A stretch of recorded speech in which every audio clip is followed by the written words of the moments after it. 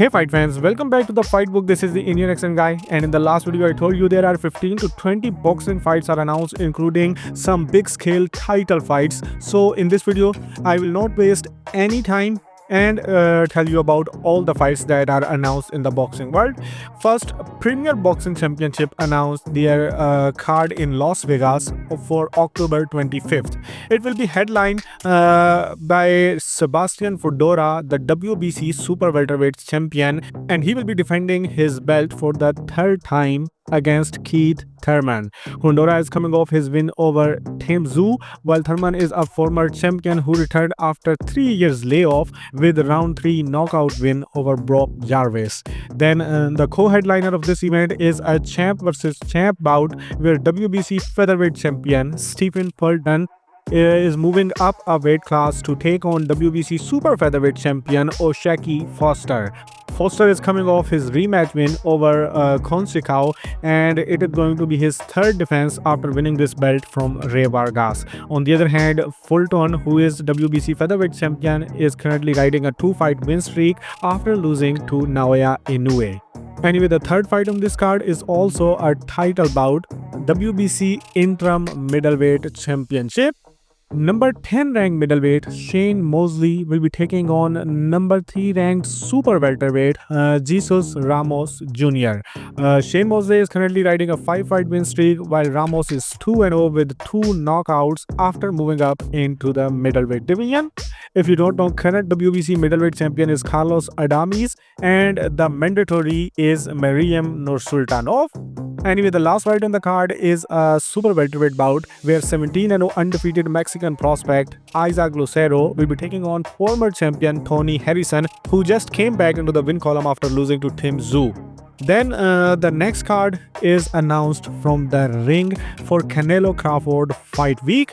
2 days before the Canelo Crawford bout on Thursday, September 11th on Netflix, the ring announced their Canelo Crawford Fight Week card, and it will be headlined with WBO Flyweight Championship bout.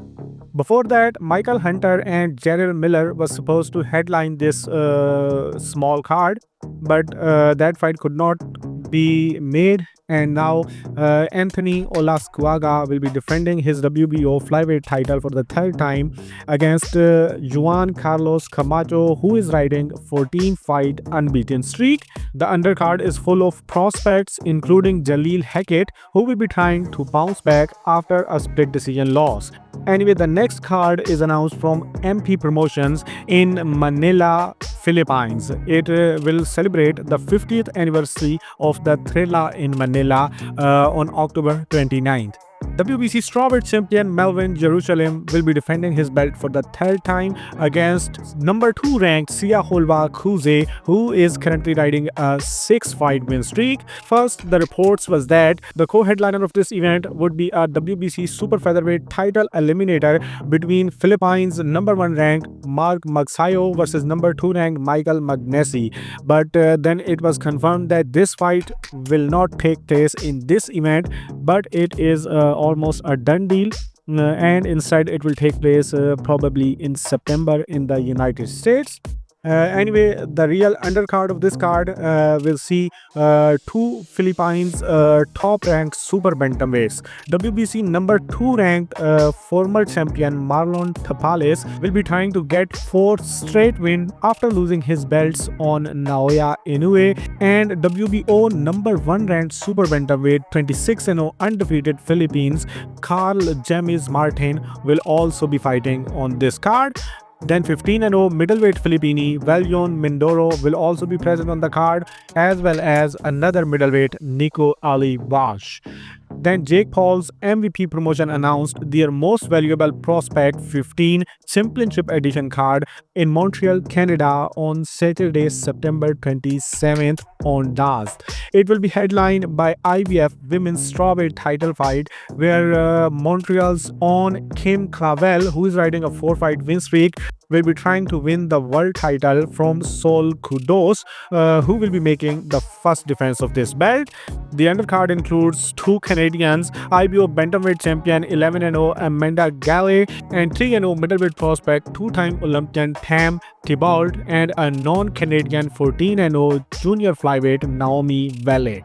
Then for October 25th in O2 Arena in London, there is a fight confirmed, WBC lightweight title eliminator between number 2 ranked Jair Herrera versus number 4 ranked Ricardo Nunes.